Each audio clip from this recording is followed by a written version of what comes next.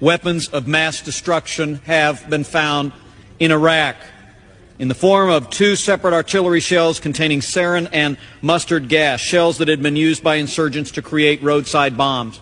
The 105 55-millimeter shell found last week included nearly a gallon of a deadly gas, a drop of which will kill a human being. Not that we should be surprised. Saddam Hussein killed or injured over 70,000 Iraqi Kurds using sarin gas munitions in 1988. Where are the WMDs? We've been asked again and again. Well, Mr. Speaker, they're where they've always been, hidden in Iraq, within the reach of terrorists, a threat to the Iraqi people, U.S. soldiers, and the world. Mistake. Will you make it clear you don't think you got enough information? No, the Americans withheld information. I think the Americans knew that he didn't have these weapons.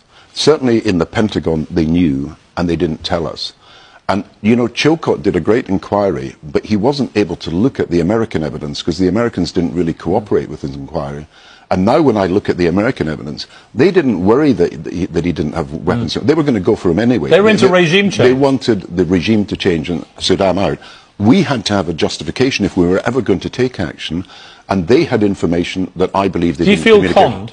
I feel misled. I think that's the best word. We were not just misinformed, we were misled by the Pentagon. And I feel the basis of our decision. You see, I talked to the MI6 at the time, and I'll be honest about it. They said, look, they almost knew the address and the place and the street where these weapons were.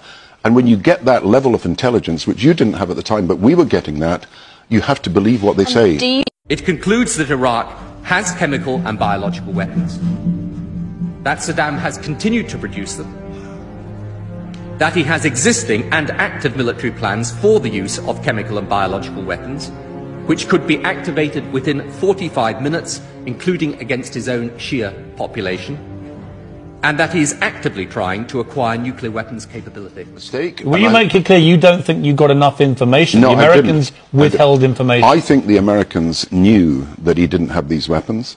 Certainly in the Pentagon they knew, and they didn't tell us. And, you know, Chilcot did a great inquiry, but he wasn't able to look at the American evidence because the Americans didn't really cooperate with his inquiry. And now when I look at the American evidence, they didn't worry that he didn't have weapons. They were going to go for him anyway. They were into regime change. They wanted the regime to change and Saddam out. We had to have a justification if we were ever going to take action, and they had information that I believe they didn't communicate. Do you feel conned?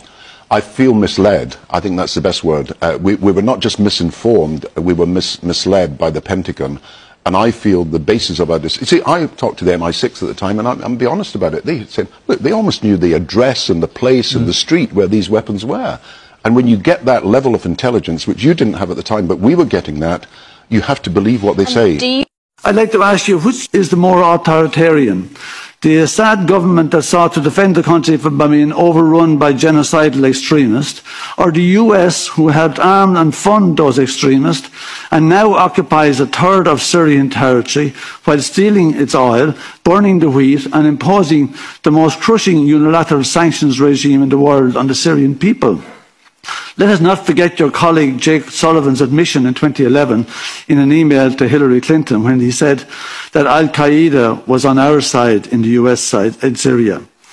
Or the recordings of your colleague Victoria Nuland, who boasted of funding the 2014 coup in Ukraine to the tune of $5 billion.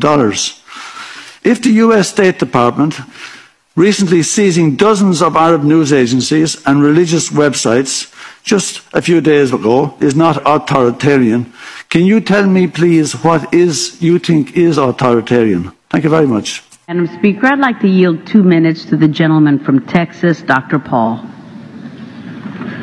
The gentleman is recognized for 2 minutes. Gentlelady for yielding, and I ask unanimous consent to revise and extend my remarks. Without objection. Madam Speaker, I rise in opposition to this resolution, not because I am taking sides and picking who the bad guys are and who the good guys are, but I'm looking at this more from the angle of being a United States citizen, an American, and I think resolutions like this really do us great harm. In many ways, what's happening in the Middle East, and in particular with Gaza right now, we have some moral responsibility for both sides in a way, because we provide help and funding for both Arab nations and Israel. And so we definitely have a moral responsibility, and especially now today, the weapons being used to kill so many Palestinians are American weapons, and American funds essentially are being used for this. But there's a political liability which I think is something that we fail to look at, because too often there's so much blowback from our intervention in areas that we shouldn't be involved in.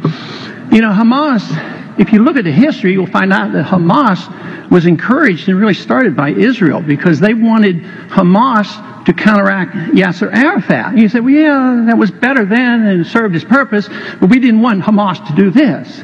So then we as Americans say, well, we have such a good system, we're going to impose this on the world. We're going to invade Iraq and teach people how to be Democrats. We want free elections. So we encourage the Palestinians to have a free election. They do, and they elect Hamas. So we first, indirectly and directly through Israel, help establish Hamas. Then we have an election. Then Hamas becomes dominant, so we have to kill them. You know, it just doesn't make sense. During the 80s, you know, we were allied with Osama bin Laden. And we were contending with the Soviets. It was at that time our CIA thought it was good if we radicalized the Muslim world. So we financed the madrasa schools to radicalize the Muslims in order to compete with the Soviets. There's too much blowback. There's a lot of reasons why we should oppose this resolution. It is not in the interest of the United States. It's not in the interest of Israel either.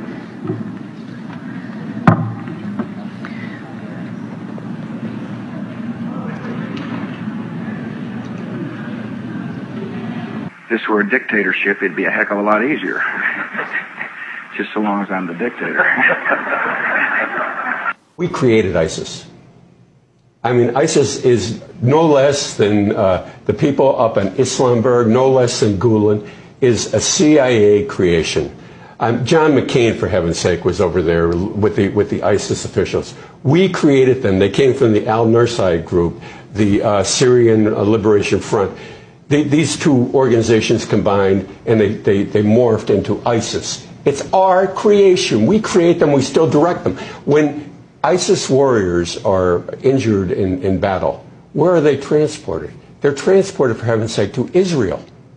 They're treated by the Israelis in Israeli hospitals and brought back to battle. Well, plenty of the rebels have acknowledged that they've been supported by Israel, and they've thanked Israel for helping them draw. In fact, arms are oftentimes caught. Israeli arms are caught on en route.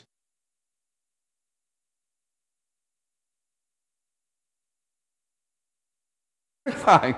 Aren't Arabs terrified? Aren't Iraqis terrified? Don't Arab and Iraqi women weep when their children die? Doesn't bombing strengthen their determination? War is an easy thing to talk about. There are not many people of the generation that remember it. The right honourable gentleman served with the 6th in the last war. I never killed anyone, but I wore uniform. But I was in London in the Blitz in 1940, living in the Millbank Tower where I was born. Some different ideas have come in since. And every night I went down to the shelter in Thames House. Every morning I saw Dockland burning. 500 people were killed in Westminster one night by a landmine. It was terrifying.